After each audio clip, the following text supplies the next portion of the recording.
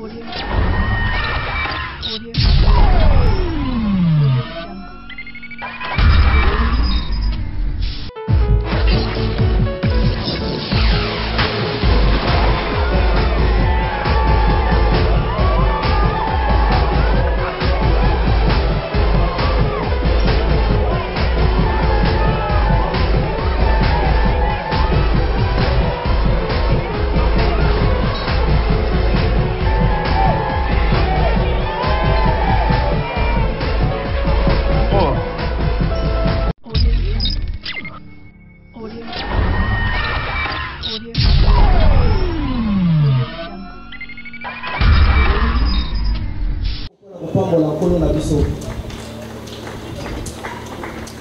Voilà, avant toute chose, puisque tous abana Nzambe, que basa Nzambe, bazaka Nesika Oyo, Torbendi sa moto Nzambe, pasteur Élysée, akoye bakome mabiso na losambo, bon na sima, torokota penza, na bozindo ya masolo na biso, otoye Nesika Oyo. Moto Nzambe, obelemi pour la losambo.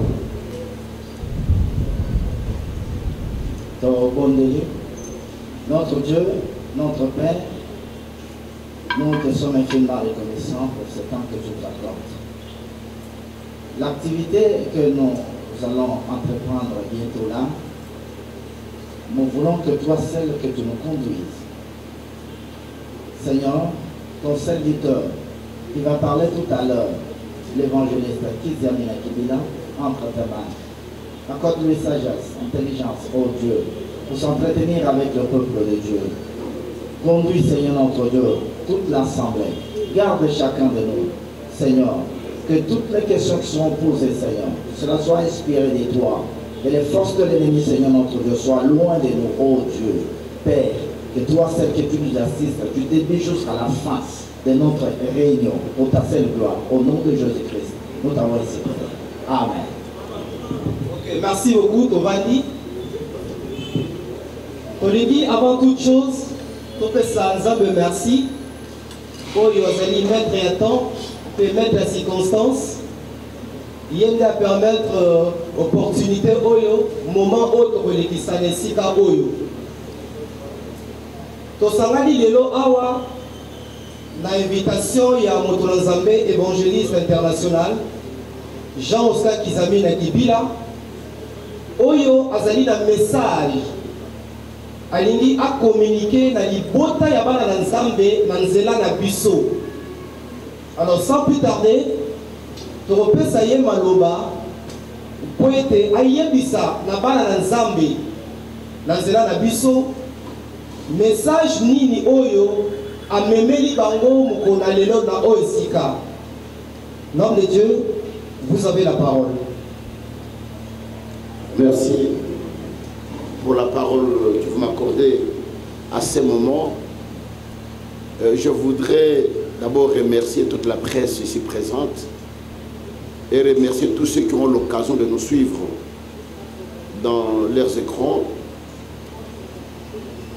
Depuis un certain moment, je suis sujet de beaucoup d'attaques, sujet de beaucoup de cabales montées contre moi, contre ma personne. Alors à ce jour, je suis venu pratiquement éclairer la lanterne de chacun par rapport à ce qui se passe exactement dans la ville de Kinshasa. Alors comme le conseil de presse m'a demandé de m'exprimer plus à Lingala pour la quintessence de tous ceux qui vont nous suivre de partout, voilà pourquoi nous sepela kebande kuno subazo langangai bayeba mokolo lelo tusangani pona nini. Tozana kata ville à Kinshasa boyembi malamu depuis un certain moment bolanda ki na ba télévision et puis un certain moment bolanda pasteur Kizamina aboya baba qui va fonctionnaire salaire et les gars na médias na biso alors que quelque chose qui n'a jamais existé na parlement mokote na mokili oyo batuna ka question wana sauf na parlement ya Congo. Alors Yami Balé, vous avez suivi dans des chaînes de télévision parce qu'ils Yamina a triché à l'université Et les professeurs sont revenus pour nous emboîter papa et revisser que c'était un montage et ce n'était pas ça. Et dernièrement, il y a eu encore des problèmes de corruption et bambongo makambwebele que je ne voulais plus revenir là-dessus, que je ne connais ni tête ni queue. Et cette fois-ci, encore, c'est plus grave, un problème de pensée qui a empoisonné un pasteur. Depuis un certain moment, Tozolanda témoignage en Dekomoko, au le canal télévision, il y a pasteur Kabundu Alissa. Ndekwana a témoigné à Tiokosenga pardon et pas à passer Kabundu Alissa, vie naïe et bébé, à la culpabilité dans mon témoignage, banda mokolo oyo ba pesaka ye poison a Tchelaka Kabundu Alissa. Business to landi, mais bazo baka pasteur mo ya monene ya mboka na biso. Et comme on ne cite pas le nom des pasteurs, on ne peut pas s'enquérir de quoi il s'agissait. Mais depuis un moment, notre téléphone, il y a président il y a au conseil des églises de réveil, le pasteur Godin Poyi, que je salue en passant, qui voulait me voir. C'était, je crois, le lundi 19. Aïkomo Nanga Lobi, pasteur Kizamina, pasteur Kabundu Alissa, Bengisina Nanda Kunaye, Aïbisina qui est poison au bazo Loba Bachelaye, c'est toi, Moutou Tchela qui est poison, au Pesa qui Moutoumoko Achelaye. J'étais stomaqué, stupéfait, abasourdi même. Qu'est-ce que je devrais faire à ce moment-là?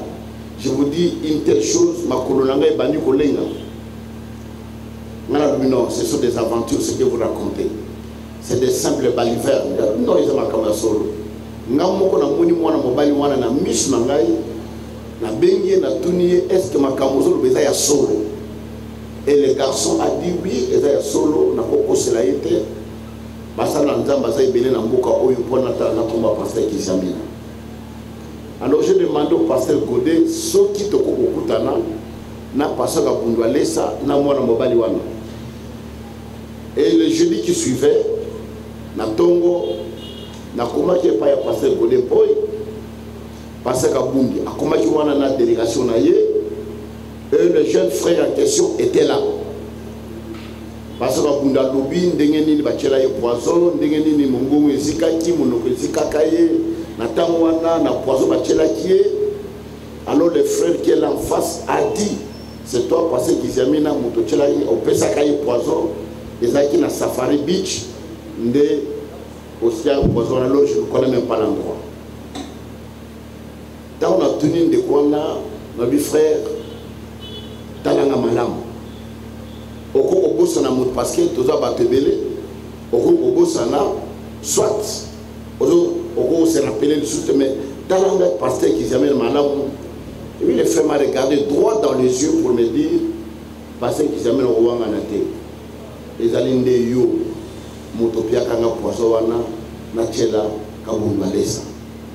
Et dans la circonstance ni nos conférences mo ezala kawana ba passer Kawata, je ne connais même pas. Alors yo au bengi ngai au bisina petit na obongisa vina yo.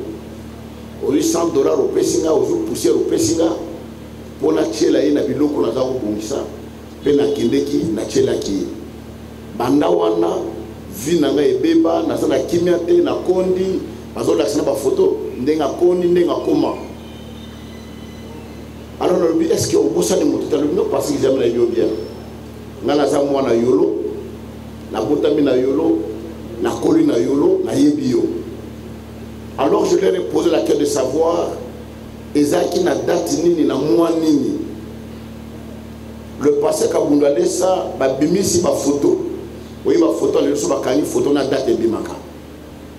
Et la carte ma photo wana et bimi, c'était le 5 décembre 2016. Et frère a confirmé que exactement c'était au mois de décembre. Alors on a me rappelé que pendant tout ce temps-là, on a Dieu merci. Nazwa passeport nanga na fouiller. Na yo tomber na passeport nanga oyo.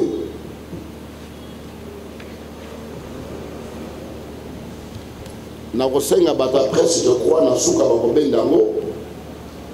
Na yo koya na passeport nanga ya 2016 et ce passeport démontre le 18 mai 2016 na bimaki na ville ya Kinshasa. Na bimaki na Congo. Oyo cachet ya immigration na biso na Njili. Ya DGM. Na bima le 18 mai 2016 na yo kozonga na Kinshasa le 25 février 2017 cachet yangoyo na yo kozonga na Kinshasa le 25 février 2017. Ça veut dire que 9 mois naza na libanda ya mboka. On a évité d'engager na mois de décembre, le 5 décembre, Kabundali Sakena Rolia na Safari Beach, na naza na poto, na me multiplié, na zone na Kinshasa, na pêche moi de mobile au poison pour Akela Kabundali. Pour dire que c'est du mensonge, c'est du montage.